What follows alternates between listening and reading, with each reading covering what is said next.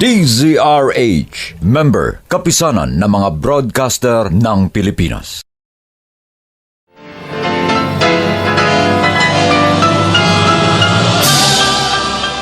Buong karangalang inihahandog ng DZRH para sa bagong milenyo ang isa pang magandang dula mula sa panulat at direksyon ni Salvador M. Royales.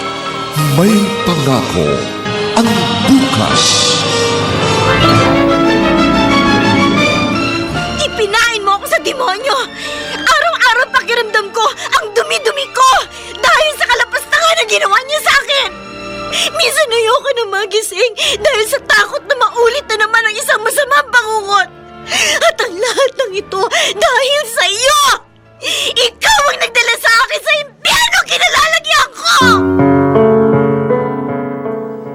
May pangako ang bukas. Kasaysayan ng mga kaluluwang lupaypay na ang pusong hapong-hapo sa tindi ng malabis na pagdurusa. Subalit sa kabila ng lahat, huwag kalilimutang paglipas ng isang dapit hapon ay sisikat ang araw na magsisilbing tanglaw sa sinumang tinakasan na ng kawalang pag-asa. Dahil sa likod ng mga hinagpis ay may naghihintay na ligaya. Sa bawat kabiguan ay may makakamit na tagumpay, laki pang pangarap na sa bawat himaymay ng laman ay muling mabuhay ang dugong nananalaytay sa mga ugat at unti-unting mauusal ang mainspirasyong mga katagang.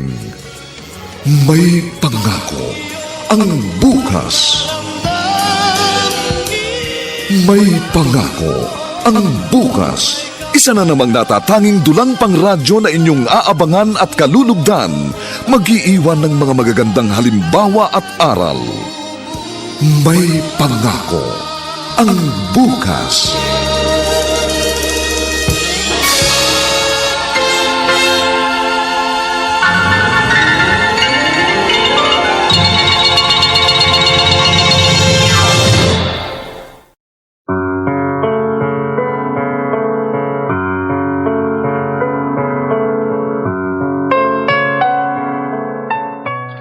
Magandang umaga pong muli sa inyong lahat mga giliw naming taga-subaybay. Narito na po ang ika-4 na kabanata ng ating kasaysayang tampok sa linggong ito, pinamagatang Ikaw ang nagdala sa akin sa impyernong kinalalagyan ko. Dito pa rin sa ating natatanging dunang May Pangako ang bukas.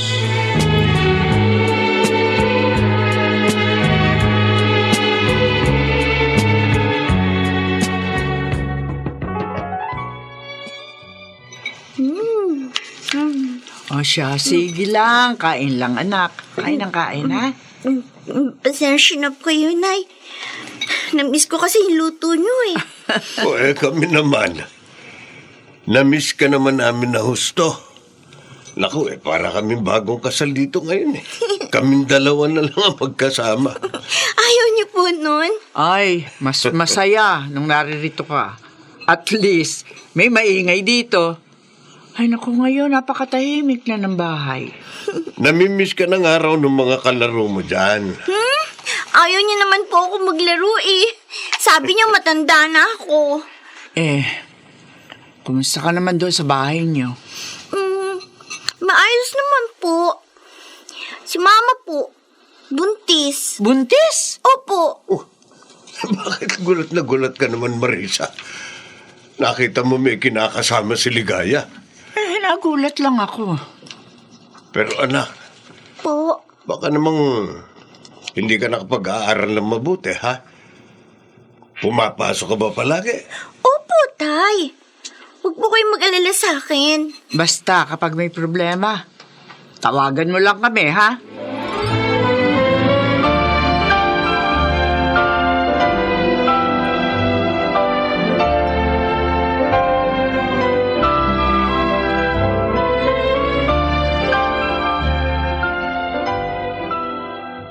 Ligaya.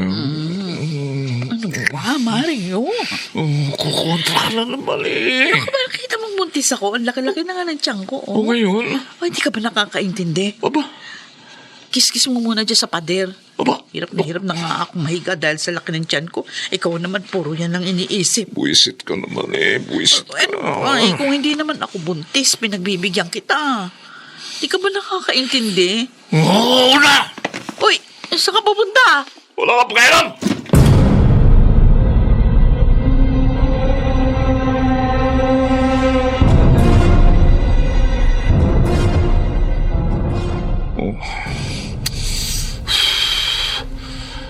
Nakakaapat na yosi na ako. Ano ba ito? Ha? Si Tisay ba yung nasa likod bahay na ito? Gabi na naglalaba pa. Masipag din itong anak ni Ligaya. At siya, uy, ganda. Ganda rin naman. Ganda lang hubog ng katawan. Bagay sa kanya yung palayaw niyang Tisay. Oh, ang puti. Ang kinis ng balat. Oh, pwede na.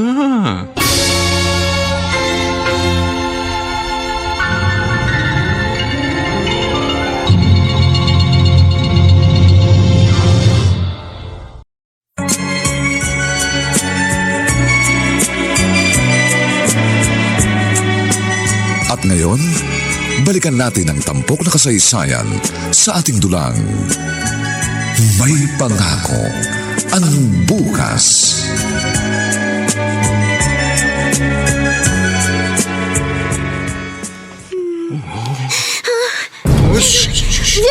Huwag ka maingay. Tito Mario, anong ginagawa niya dito sa higaan ko? Ayaw lang mama mo Kaya ikaw na lang, ha? Umalis kayo dito. Kasabing maingay. Kung ayaw mo, gigitan ko yung leg mo, ha? Tito Mario. Mabilis lang ito. Mabilis lang. Wag po. Kasabing maingay. Ang susunod dyan, ito ng kutsilyo ang tatama sa'yo.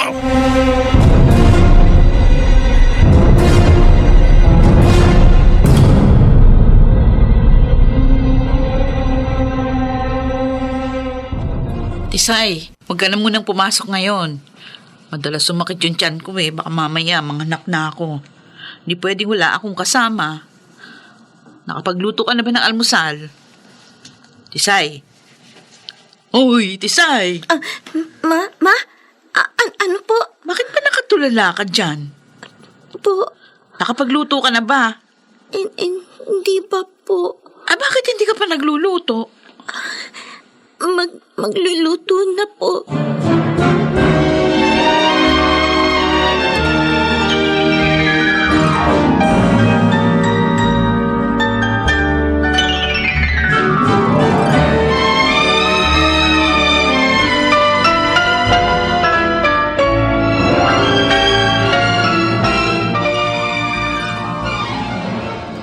Ligaya, may pagkain ba?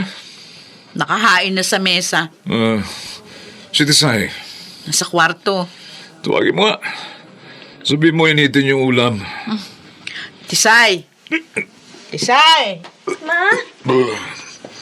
Tisay, Bakit po? initin mo yung ulam, ha? Opo.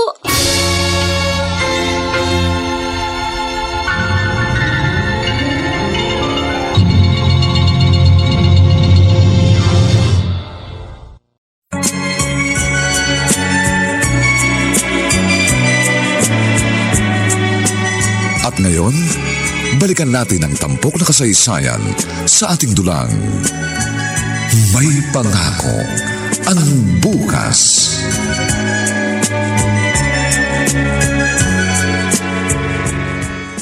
Eto na po yung ulam dito. Dito ka muna. May ginagawa po akong assignment. Sabi ko dito ka muna ha? Dito, ang kamay niyo.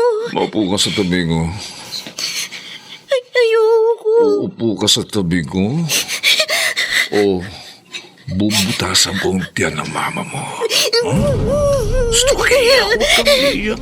Pigilan mo iyak mo kung ayaw mong sampaling kita. Ha?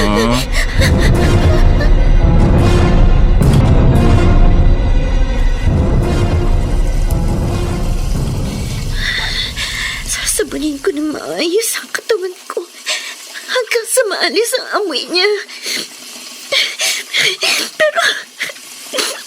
Pero ano ang gagawin ko? Pakiramdam ko, ang dumi-dumi ko pa rin. Ang dumi-dumi ng katawan ko. Ang dumi-dumi ko. Say! Ginagawa mo dyan kanina ka pa sa banyo ah. Bilisan mo, tinigilin na ako. Kung alam niyo lang, ma. Kung alam niyo lang. Kung alam niyo lang ang ginagawa sa akin ni Tito Mario.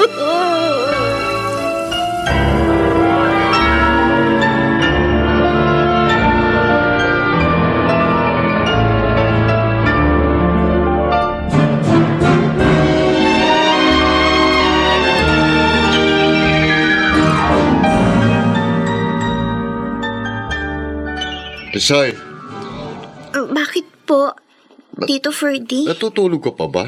Po? Bakit nangingitip niya ang mga mata mo?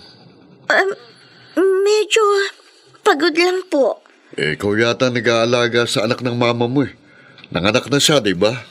Opo, nung isang araw po. O yan, tingnan mo, oh. Nangangayayat ka rin. Tito Ferdy, Oh, bakit ka umiiyak? tulungan niyo ako. Ha? Bakit? Ano bang problema? Ay, Uy, kuya. Andito ka pala eh. oy. Mario, ikaw talaga sadya ako eh. Ha? May nakausap na akong nagpaparenta ng pwesto. Di ba plano mong ilipat ang pwesto ng talyer? Yung ba? Yung ba? Oo. Akala ko kung ano na eh. Bakit? Ay, wala naman. Eh, kuya, hindi ko na muna siguro ililipat ng pwesto yung tagyar. Ganun ba? Oo, gumastos ako sa panganganak ni Ligaya Oy, eh. sige, ikaw ang bahala. Siya nga pala si Tisay. Oo, Mukhang napapagod masyado sa inyo ah. Naku. Nakangayayat na oh. masipag eh. Kanina, umiyak na lang bigla. Hayaan mo, kuya. Kakausapin ko si Ligaya. Masyado kasing pinapagod ito ni Ligaya eh. 15 anyos pa lang yan ha. Huwag niyo nang mga abusuhin ng katawan. Oo, Ha? oo, kuya. Hayaan mo, pagsasabihan ko si Ligaya.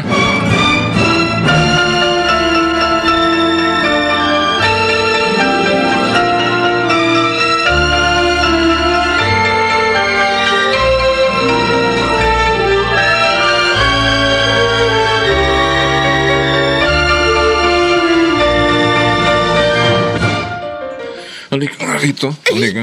Rico, ang braso ko. Anong plano mo, ha? Ha? Plano mo magsumbong kay Kuya Ferdy? Ha? Ganon ano, ha? Bakit? Natatakot kang malaman niyang ginagawa mo kahayupan sa akin? Sinabi ko na naman sa'yo. Huwag ka magkakamaling magsumbong kahit kanino. Dahil hindi mo ako kilala, ha? Hindi mo alam kung ano ang kaya kong gawin sa'yo. At kay Ligaya, maging sa mga kapatid mo. Kaya kung ako sa'yo, ha? Itikop ko yung bibig mo!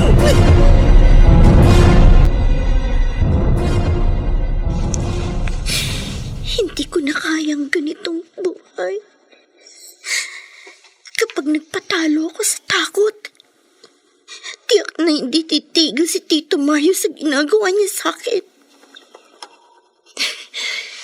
Mabuti pa, pumunta ako kina Nanay Marisa. Sa kanila ako magsusumbong.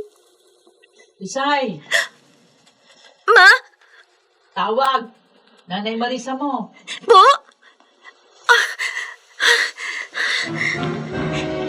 Hello? Nay?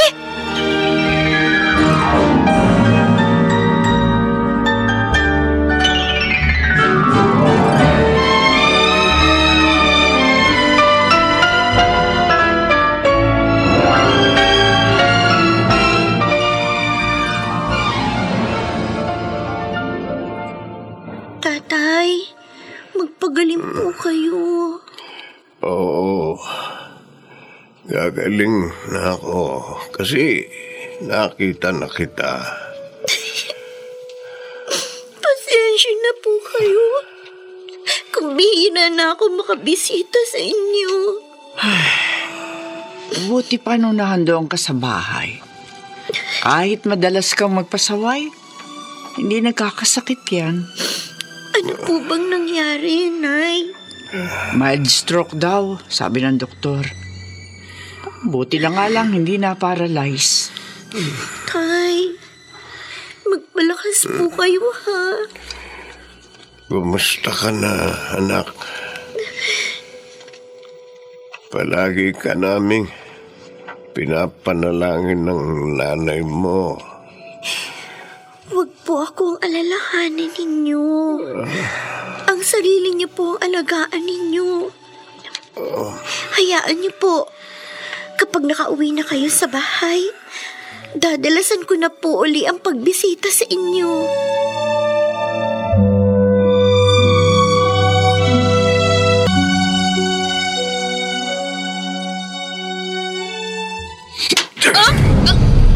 Pagod ako sa trabaho. Pagkatapos pagdating ko, alam pagkain!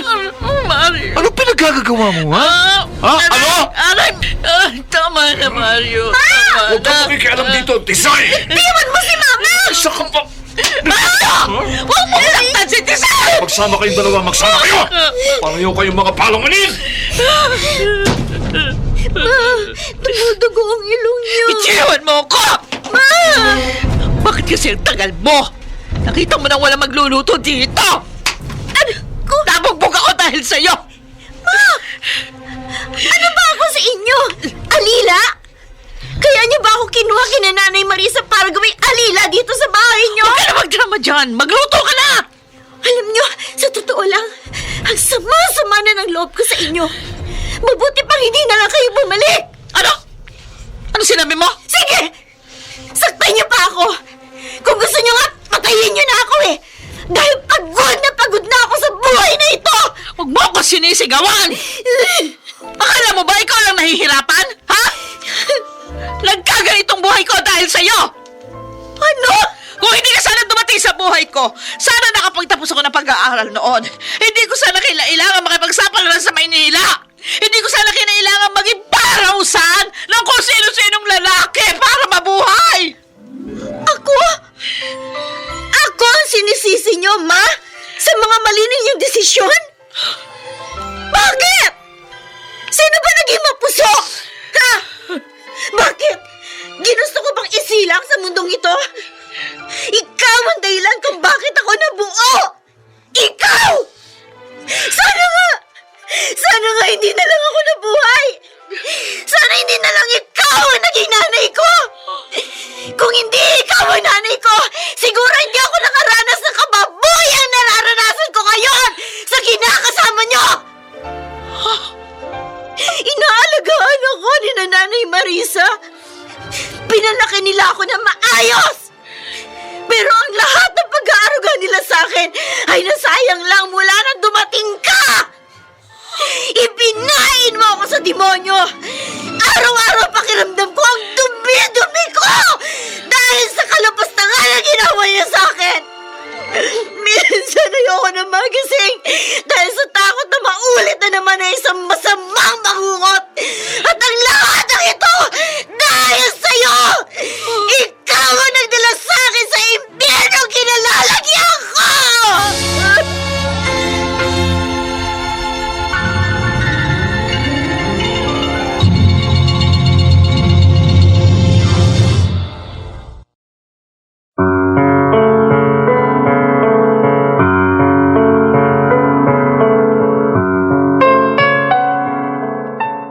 Ano ang gagawin ni Ligaya ngayong nalaman na niya ang kalapastangan ng ginagawa ni Mario sa kanyang anak?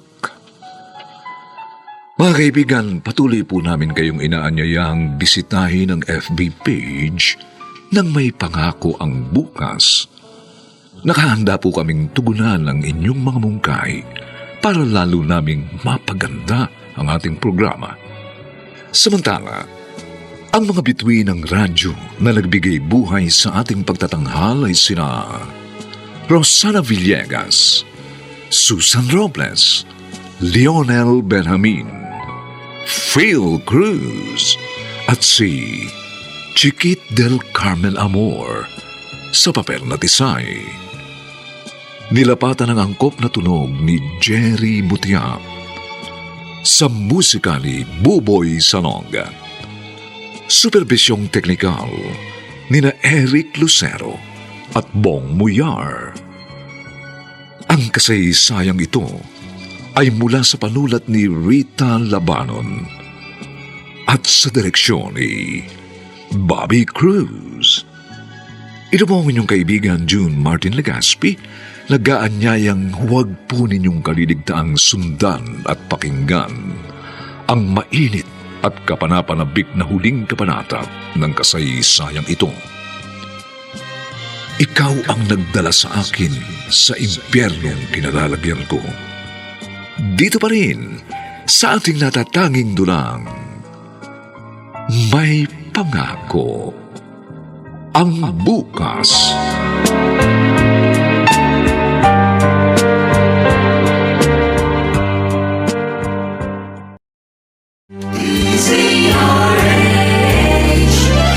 DZRH, member, kapisanan ng mga broadcaster ng Pilipinas.